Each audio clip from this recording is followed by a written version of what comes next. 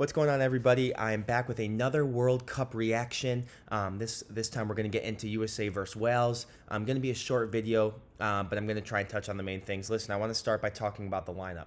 I think USA picked the right lineup coming up. Noticeable impacts. I thought Tim Ream had a great game. I thought a couple other guys that were effective. Serginho Dest played well up until his the yellow card along with McKennie. I think that getting yellows early on, and we'll touch a little bit on that later, really affected their play. I think Zimmerman had a good game up until the penalty kick, and then Matt Turner with some absolutely excellent saves. We'll go into a little bit of my thoughts on Pulisic, but overall, happy with the lineup that Greg put out.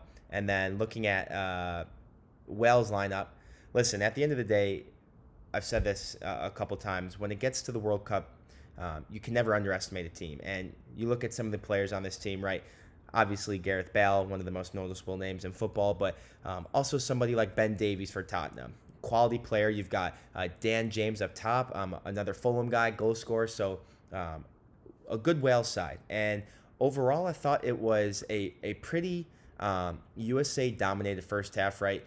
I want to talk a little bit about Pulisic and some of the things that I thought he did well. You look at the assist that he had early on, but one of the problems that I had with Pulisic was the fact that when he dribbled at guys, there were too many times that he turned and played backwards.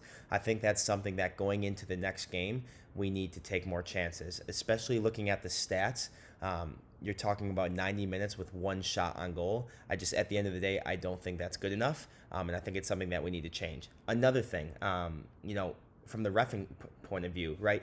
You give McKennie and Dest a yellow card within the first 15 minutes, and for those of you who don't know, in World Cup regulations for the group stage, if you get 2 yellow cards, you're automatically suspended for the third game. So giving a yellow for I believe it was the first tackle for McKennie and the first tackle for Serginho Dest. It changes.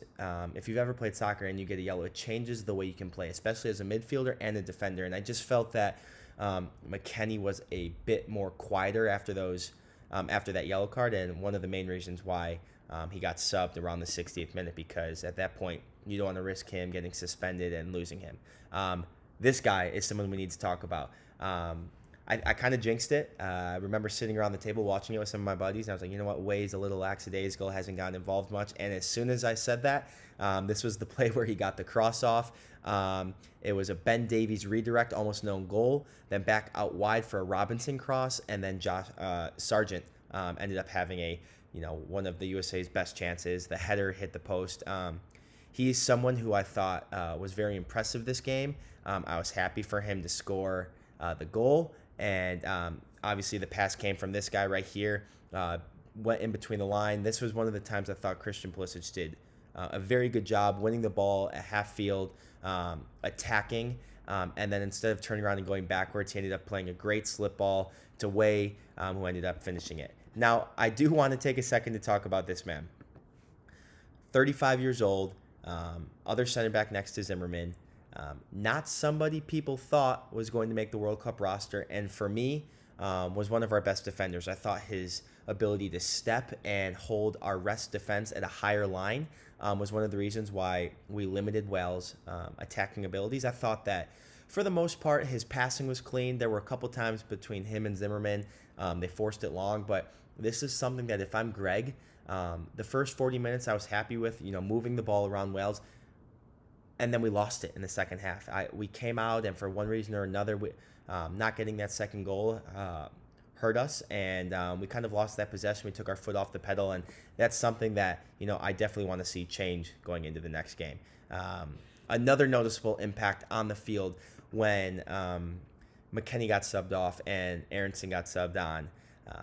I think Aronson is someone that, hopefully I'll see start next game. I think his energy, his work rate, I think a lot of people were curious to see how he'd fit in, especially taking off McKennie. How is his defensive responsibilities going to be? And I think one of his first touches in the second half were winning the ball back and then driving forward. And this is a young kid who's got energy, and he will definitely be a big impact for us going forward.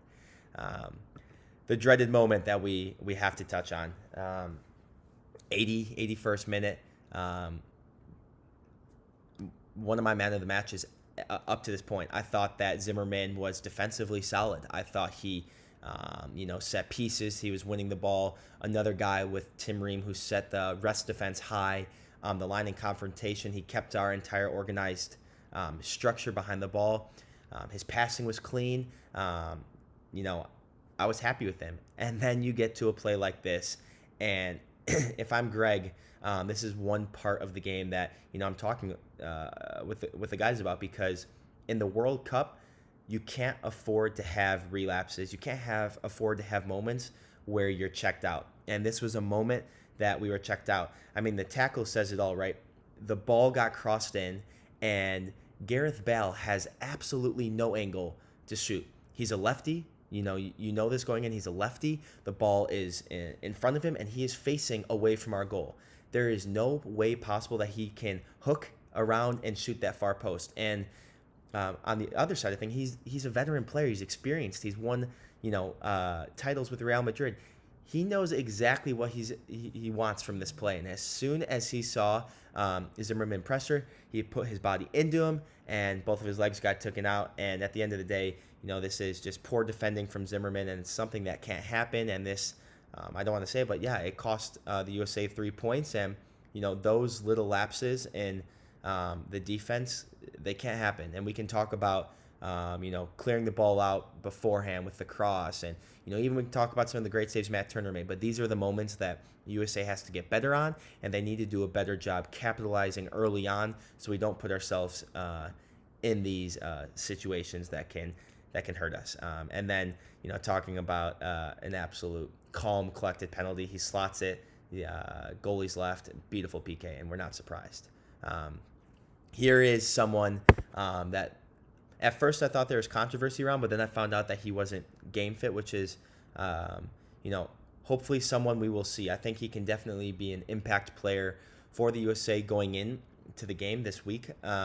He's someone who is, can add to that 1v1 attacking. Like I said, we had one shot on goal, which ended up being our one goal with Way's shot from Pulisic's pass. This is a guy, Gio Reyna, who can add to that attacking. Those duels, the dribbling. He's dangerous in front of goal, and he's someone that I hope we see get some minutes in this upcoming game. With that being said, I do want to touch a little bit on the upcoming game Friday, right? USA versus England. Now that we've tied, we definitely need to get a result from this game. I think it's doable, but I think that there's a couple things we need to focus on. Number one, we need to take more chances, like I've touched on. We need to be dangerous in front of goal. If USA is able to go up 1-0, it is so important that they put their foot on the pedal even more and go after that second goal. We can't sit back, and we can't lose our style of play. Number two, I think that defensively between Zimmerman and Ream, I don't see Greg changing that, but we need to be just as organized. I mean, you've got guys like Phil Foden, Jack Grealish. I heard Harry Kane's injured, but regardless who's up top, they are going to be fast. They're technically skilled, and some of these guys have even played together. I mean, Grealish and Foden play on City, and you saw even when they subbed on in like the 70th minute, combined for a couple goals. And I think that defensively we're going to need to be very organized, but I do think that this is a defense we can get after. Harry Maguire had an excellent game, and I'm not putting him down, but I think Way needs to get at him right away, and I think he's someone that if we can, take those 1v1 battles right away and try and, decrease some of their confidence early on, that, we have a chance to win this game. So really looking forward to Friday. I believe it's at 1 p.m. Central, but super excited and hoping USA can pull off the win. Guys, I hope you enjoyed this reaction video. I wanted to make it short, sweet, to the point. Make sure you check back Sunday. I should have a video up from the game. But enjoy the rest of the games this week, guys, and we'll talk soon.